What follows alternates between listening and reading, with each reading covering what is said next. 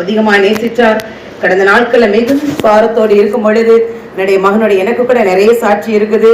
ஒரு பூலோகத்துல ஒரு மாம்சத்தின் தகப்பன் செய்வதை காட்டிலும் என்னுடைய அருமையான மகன் சாம் மூத்த மகனுடைய என்கேஜ்மெண்ட்டை தேவன் அருமையாய் நேற்றியாய் பரலோக தகப்பன் நாங்கள் நினைப்பதற்கு வேண்டிக் கொள்வதற்கும் அதிகமாய் கிரியை செய்தபடியால் நான் சபை நடுவில் தேவனுக்கு நான் சாட்சியாய் வைக்கிறேன்.